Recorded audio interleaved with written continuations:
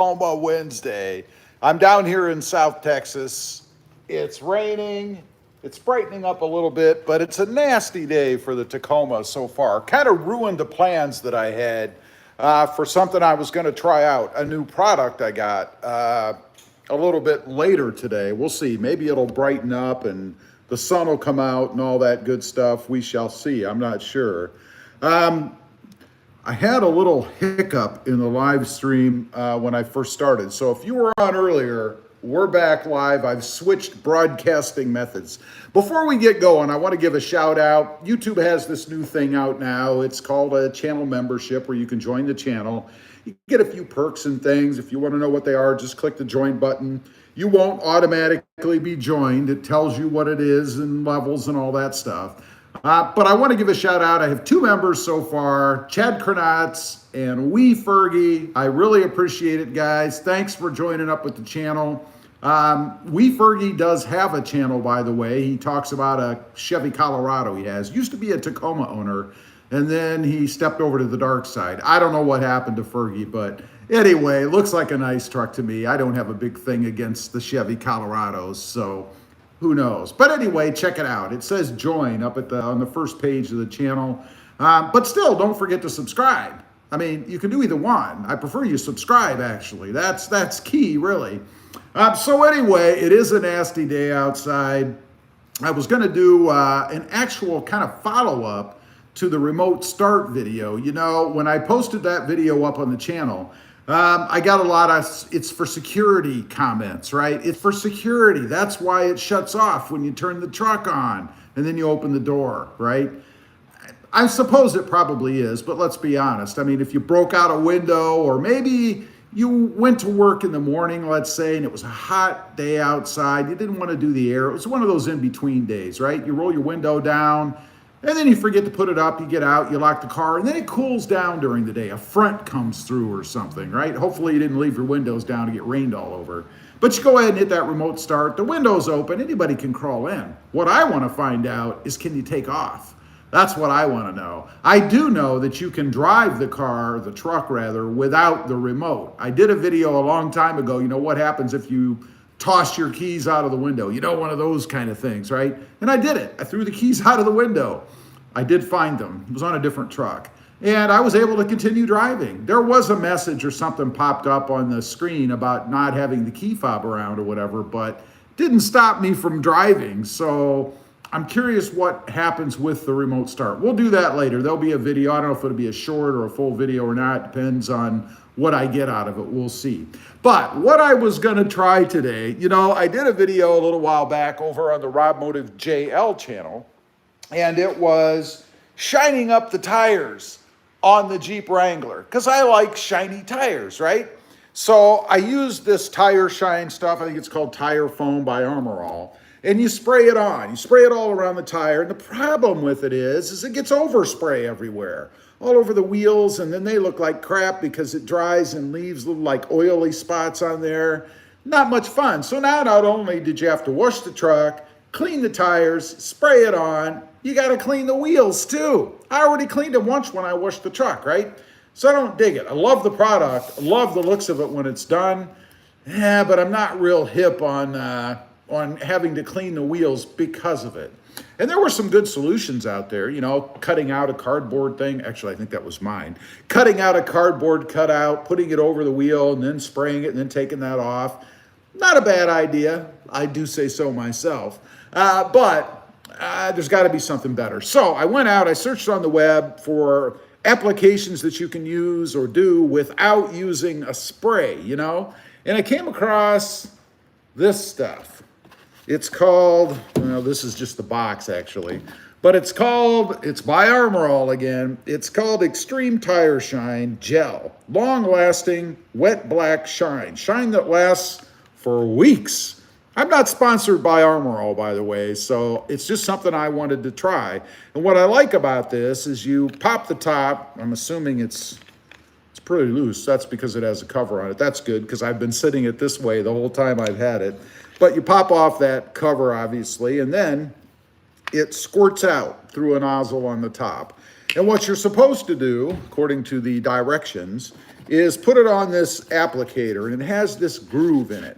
You're supposed to put the material, the gel, in this groove and then go around the wheel, right? Well, obviously, if you're doing it that way, you're not going to be slopping stuff all over. I said the wheel, I mean the tire. You go around the tire.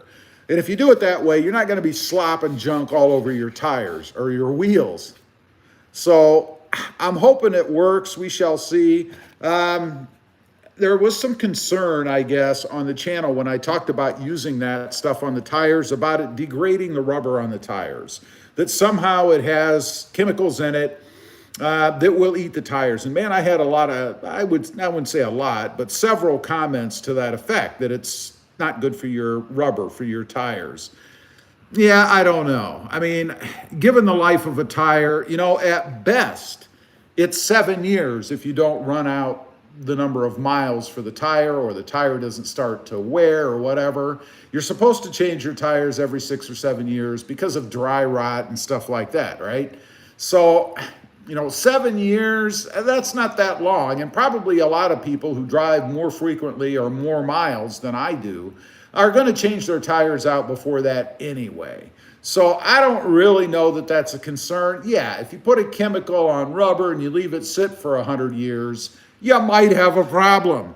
But I'm not going to be here in 100 years, so I'm not really all that concerned about it, to be honest. So we shall see. I'm going to give it a try. It does say that you're supposed to, well, let's just read it. Shake it, unscrew the cap, remove the seal. Yeah, no kidding. Squeeze gel into the groove on the applicator, right there. And then spread evenly around the tire. Note, shine will intensify over the next few minutes. So it must be one of these reactionary kind of things, right? After a few minutes, it's going to get brighter, you hope. Let's see. Note, shine will intensify. For best results, first wash or rinse excessively dirty tires and allow them to dry thoroughly. And that's it. That's all you have to do. Now, supposedly, this stuff will leave a deep black shine. We shall see. I can't wait to try it. I hope it's the solution. My only concern is, you know, on a lot of these tires, they have deep grooves and, of course, letters and stuff. Is this going to get inside those grooves and shine that up? Or is it going to be typical of every wipe-on product where around everything that sticks out, it's nice and shiny, but in the grooves and things, you still have that old grayish kind of dirty looking outline, if you will. I hope not. Couple of comments. Gary H. Good morning, Rob, or is it afternoon there? It is 12:04 here. Where are you at, by the way? Don't forget, hit that thumbs up. If you're just coming on, or maybe you're sitting here and you're wondering what to do with your hands, hit that thumbs up button. Shows me you care. M. Jones, Rob will be on at least his, wait a minute. Rob will be on at least his 4th taco after 7 years. Yeah, I mean, there is, and people have been asking me, well, you know, you've been talking about the pricing and all this stuff about the new Tacoma. Oh, I got to tell you something, by the way. I visited a dealership. If you didn't see the video, I'm not going to give it all away, but it was yesterday's video. I went to a Toyota dealership, and like a true rookie, I did not hit the right button to turn the camera on while I was talking to the sales guy. I actually talked to 2 guys, kind of trying to verify what they were saying against each other, if you will. But check out that video. Some interesting news about the new Tacoma. And you know, I'm glad that I made the decision that I did to stick with the green monster that I have out there, the electric lime, which a lot of people don't like. I don't know. I like it. But it's going to be a while before I would be able to put my hands on a Tacoma, a new Tacoma, even if I was going to go ahead and settle. And I say settle because I want the hybrid version, assuming they don't price it above what I'm willing to pay for it.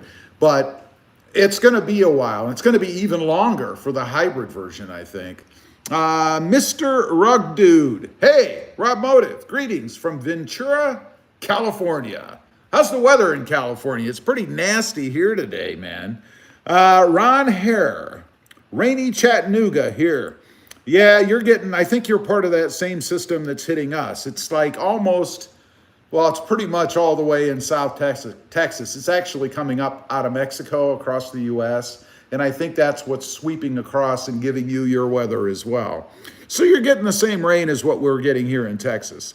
DL Farms. Hey, Rob from Canada. Whereabouts in Canada? My wife is Canadian. She is from Winnipeg originally. I met her when she lived in Toronto. Chuck McDonough. I use Stoner's Tire Shine. Love it. A lot of people have recommended that. You know, I haven't used a lot of different kinds. I mean, I basically used Armor All products, I think, forever.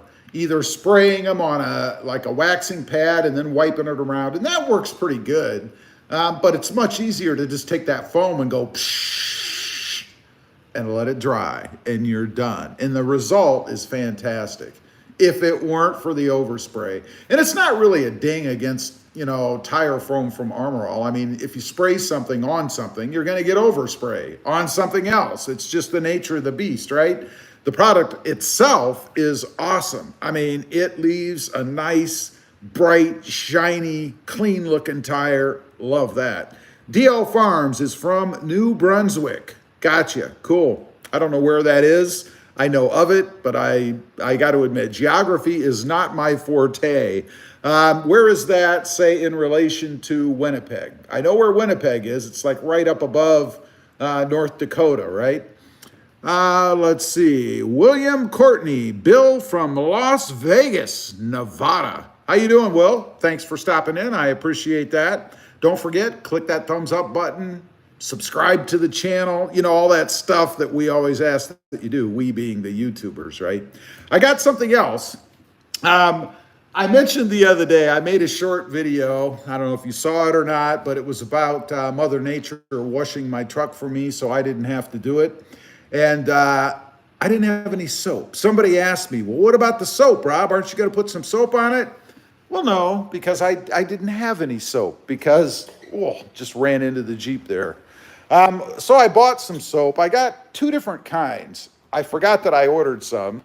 So I bought this at, I think this was Walmart. It's Formula One Water Beating Shine Carnubo Wash and Wax. Deep, clean, brilliant shine. Probably help if you could see what I'm talking about, right? I got this stuff. I don't know. Soap is soap. My biggest thing with soap is that I want it to bubble. I want lots of bubbles, you know? Now, I got this other one. I ordered off of Amazon. Amazon's great. You know, they've got everything. But anyway, this is what I got. It is, of course, it's Armor All. No, I do not buy Armor All products solely. It just happens that way. I guess Armor All's got a good handle on the car cleaning market. This stuff says all-purpose car wash, thick foaming suds, easily lift away dirt and road grime, safe for all finishes. We'll see how that is. Again, the thing that I always look for, oh man, that's got junk on, I hope it's not leaking. Look at what I left on the floor. I hope that doesn't mean it has a hole in the bottom and it's leaking out. Let me wipe that off my workbench. Or I'll come out here and I'll lay something that I don't want to get ruined or dirty on here. And then it will be covered in soap. Anyway, I like foaming car wash soap. You know, I want it to foam so that I feel like I'm getting it cleaner. If it doesn't have enough foam or suds, then it's no good, in my opinion. Let's see. Kennedy says, good day from South Carolina, Southern California. I'll get it eventually. I told you I'm horrible with geography.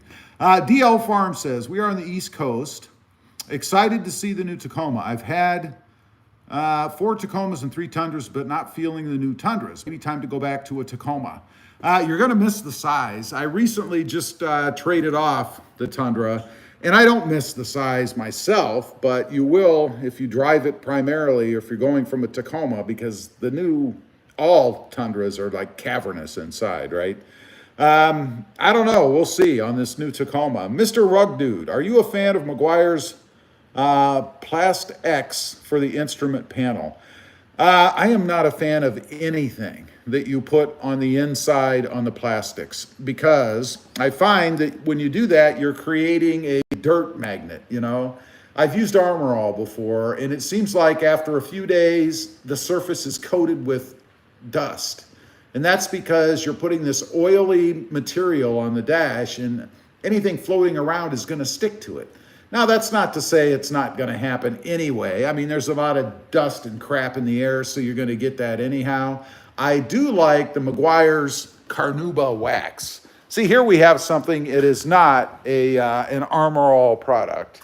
I've got a cabinet here full of different stuff. It's not a ton, but it's a lot. But I like this stuff. This, if I'm going to use a paste kind of wax, this is what I use every time. And I love the smell of it. Most waxes smell pretty darn good anyway, but this stuff, I don't know, it smells particularly good. And it's easy to use, you know, it doesn't dry out real fast so that you're trying to use a chisel to get it off. The other stuff that I use, and I just got a new one, is the Chemical Guy Spray Wax Blazing Banana. I'm not a huge fan of the banana scent, if I'm being honest. I mean, I like it. I don't love it, but I love the way this stuff works. You squirt it on, squirt a little bit on a microfiber cloth, kind of wipe it around, and then get a different microfiber cloth and kind of polish it up a little bit. It works really, really well, and it's the simplest product I think I've ever used when it comes to waxing. So that's probably my favorite, is that Chemical Guy stuff. No, I'm not sponsored by any of these people. So if any trolls come on here after this posts up on the web, I'm answering you right now. They'll accuse me. They always do. Well, the only reason you're mentioning these products is because they're paying you. I wish they were paying me. I mean, I'm not opposed to being paid by companies that I already use their product, right? I'll tell you a quick story. You know, this happened with Pedal Commander. Not turning this into a Pedal Commander ad. I know I do a lot of Pedal Commander ads, and I am an affiliate of theirs. But I actually purchased the Pedal Commander, had it coming to me in the mail before I was ever contacted by Pedal Commander. So I was familiar with the product. You know, and that just kind of happened after the fact. So when I speak about a product like the Pedal Commander, it's because I have faith in it and I like it myself, you know. And if by chance I do get something that doesn't work out or whatever, you're going to know about it, because I'm going to tell you. You know, no way am I going to get on here and give positive reviews to a product that sucks, you know. And I've had them before. The one that I always go back to is that damn train horn. I bought this cheapo, I don't even know if I bought it. Matter of fact, I don't think I did buy it. I think a company did send that to me. They sent it to me to try. They wanted a review. I didn't get paid for it or anything in the form of cash. It was just, here's a product, try it, do a video. So I did. And it was garbage. I mean, this is a good example. It was garbage. You know, it lasted about, I think it was 6 months or something like that. And all of the hardware rusted. And the air hose, it had a little air compressor-like thing. That's what generated the air for the air horn. But it would not stay on the little nipple that it went over, right? So it was lying in there. In other words, whenever I tried to activate the horn, all I did was blow air out of that tube. I mean, it was a horrible product. And it's no wonder. I think the value of it was like $27 or something. I mean, you get what you pay for. You know, if you're buying, an air horn, and the price on it is 20 some bucks, you're probably not getting the best product out there in the world. And it certainly wasn't. Time for a little sip of the green nectar.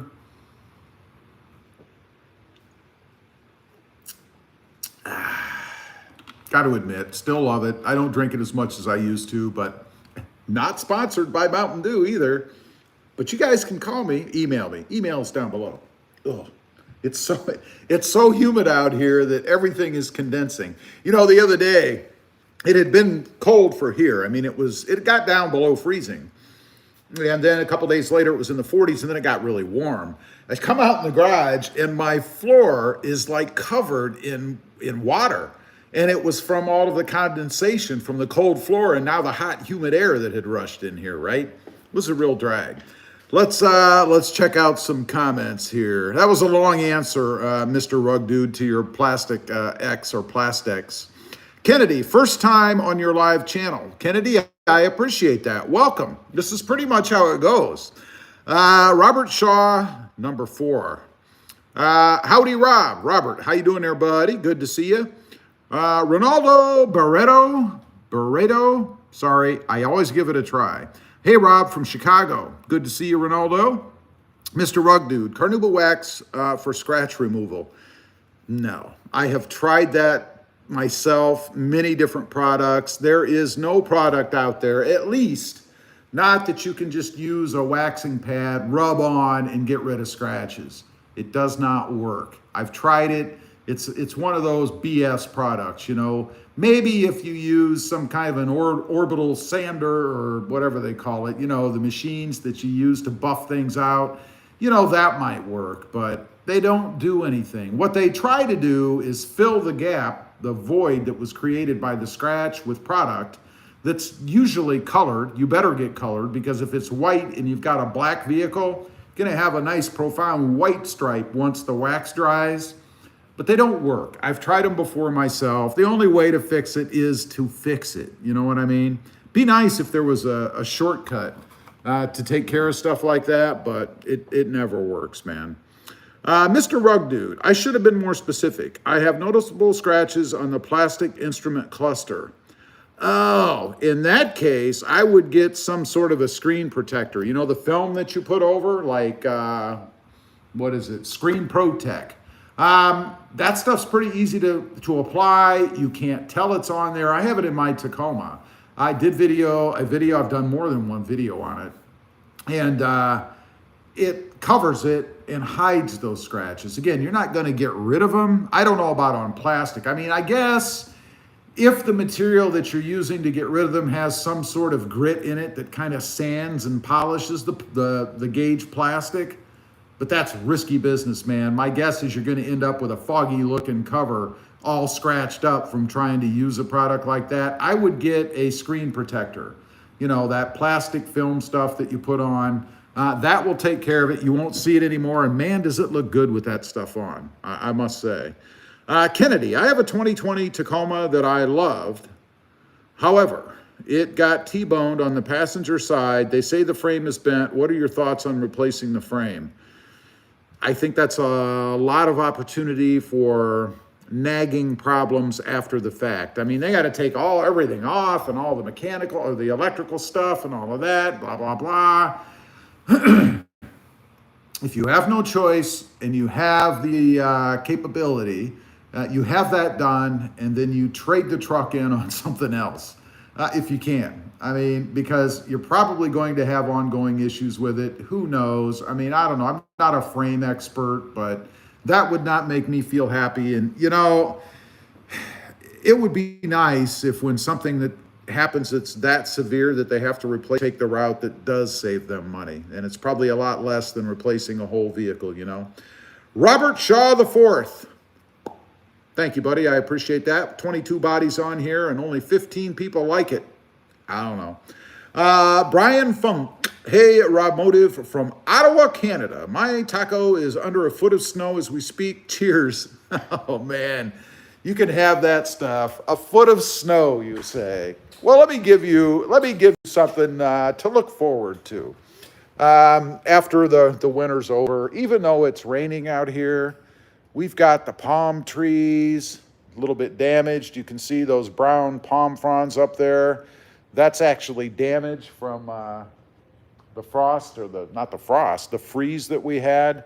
But generally, it's a pretty good view when you're looking out. We do have palm trees down here in deep South Texas because it's like, what is it? Arid, I forget the climate. It's like tropical, not subtropical, maybe close to subtropical, I don't know. But we can support them down here as long as it doesn't freeze too much, too often, like it just did. Kennedy, the drive line is broken too.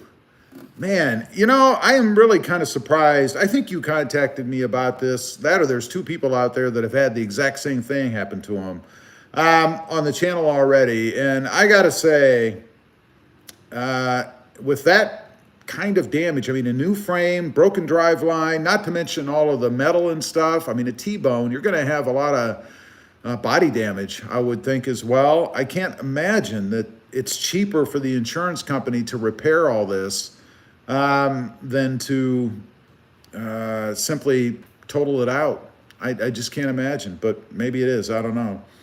Let's see. Kennedy says it was me. Yeah, that's what I thought. I mean, the chances of two different people having exactly the same thing happen to them within that short period of time that I had or read the comment is unlikely.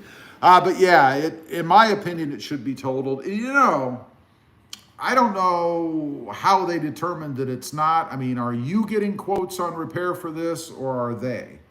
And make sure that you get included in those quotes everything that needs to be replaced. In other words, what you want to do is jack up the price as high as you can get it to maybe convince the insurance company to total it. And I'm not saying be bad about it or lie about it or anything. I'm not. But they need to include everything that's going to be done. Otherwise, you're going to get this thing fixed, and then you're going to get it back, and then you're going to go, oh, wait a minute. They didn't fix the seat bracket, and now the passenger seat doesn't slide back and forth because that was bent in the T-bone collision. Things like that. What about the underbody? You know, did anything get bent? Certainly it did. What about the sill areas? You know, the door openings. I mean, certainly that must be bent. Of course, the doors, the windows might be damaged because they go up and down in the track. What about the track inside the door for the windows? I mean, if they hit the side of that truck right where that window is, even if the window wasn't broken, because it was probably up, it could have damaged the track inside. So now you go ahead, get the whole truck fixed, hit the button to pull the window down, and it doesn't work. That, or you get this as it's going down because it's scraping inside because it was damaged. I mean, you have to consider all of those things, right? I don't know. George R., keep your truck. You got it the way you want it. I would not go for that turbo. Wait a couple of years. Well, I'm going to go for the turbo. I'm going for the hybrid. That's going to be at the end. I'm thinking it's going to be fall. You know, they talked about maybe summer, late summer, which I guess late summer and fall, you know, pretty much the same thing, pretty close. But I think it's going to be fall, maybe late fall. It could even be into winter next year. You know, I mentioned I went to a dealership, and the whole video is out there. It was yesterday's video. But I talked to the sales guys, and they basically told me that their delivery, and I'm not saying this is nationwide because I don't know, their delivery has been delayed. They were supposed to get trucks or start getting trucks at the end of February. And the guy did tell me that they believe the reason it's delayed is because Toyota wants to ship 2 or 3 trucks at the same time as opposed to only one. Well, my question would be is why aren't all 3 of them ready? You know, I mean, it's 3 trucks. How many trucks does Toyota build in a day? I mean, I would think a lot, right? So they're supposedly holding up their delivery so they have more volume of trucks to ship on the truck at the same time. And I get that. It's going to save Toyota money or the dealer money, or actually we pay for that. So it doesn't even matter to them, right? I mean, we pay shipping.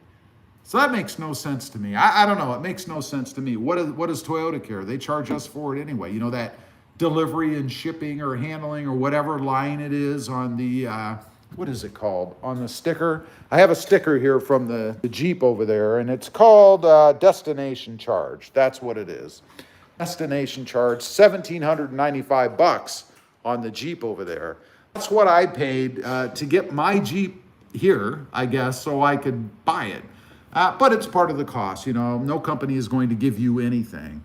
Let's see. Kennedy says, I've taken it to another body shop for a second opinion. That's good. And I would be in contact with that body shop, and I would tell them, hey, man, make sure that you include every little thing. And also, if possible, is there any, what do they call it, like escrow for things that may have been damaged that they didn't discover or don't discover until the truck is already back in operation?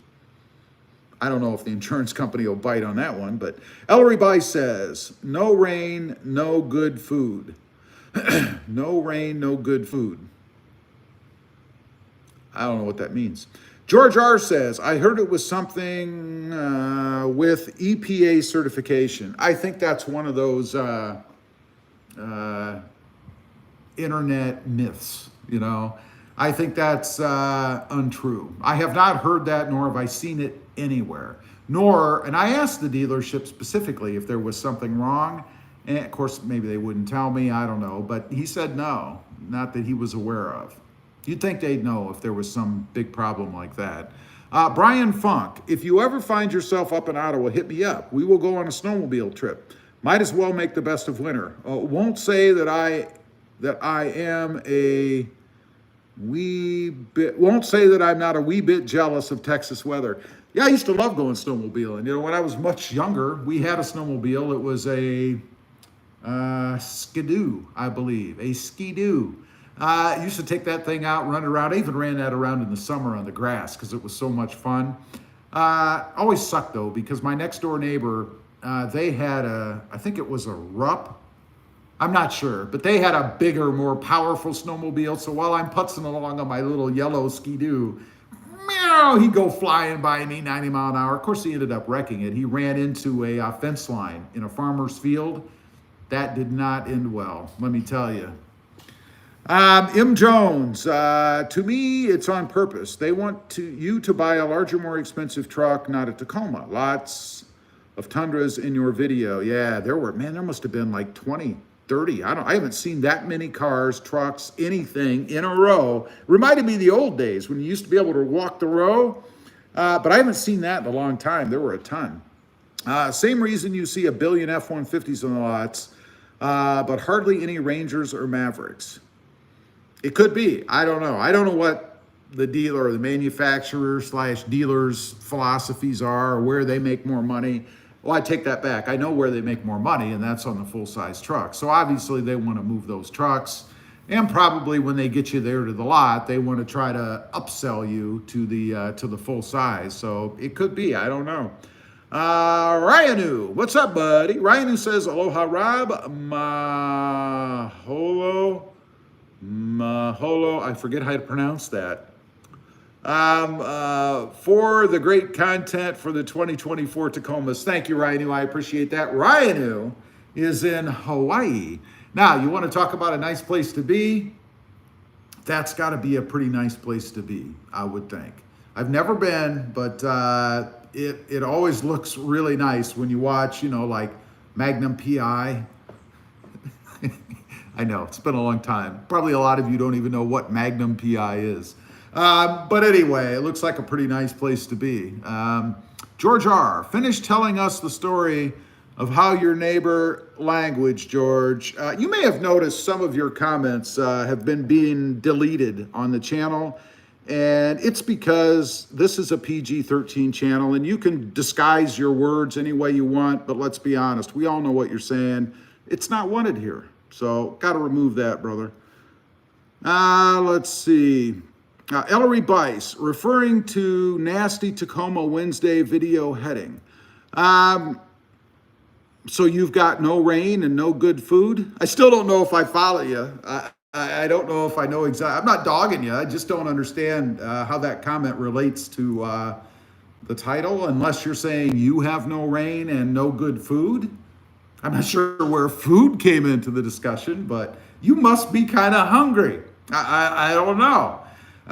So anyway, yeah, Hawaii must be a pretty nice place to be right now. Need to visit there. I know my wife's actually been there once, so it's been a long time. Getting back to the Tacoma. I know we're talking about weather in Hawaii. I don't know why. Let's see. Okay. Anyway, let's take a look. It is sitting out here. It has stopped raining. What I'm going to end with here today is how gorgeous it looks in this kind of lighting. I don't know what it is. Bright light and like filtered light through clouds just make this truck look freaking awesome. I was at the dealership yesterday. I had to run into Jeep and I left it parked in the parking lot. Of course, not surrounded by any other vehicles, in a space without anybody around. Came walking back out, and it was actually I think maybe from an angle like this or something, or maybe it was from the front, I don't know. But man, does this color look awesome with all of the blacked out features and the wheels and, you know, the tinted windows in the back. My fronts, it's always hard to point in the camera. My fronts are not, I know that was the rear. My fronts are not tinted, but man, does that look good out here in this lighting. I don't know what it is. Some colors just look better in different lights, I suppose, and I think this really does. I don't know. Let's see. Let me check the remaining comments, and then I'm going to call it a day.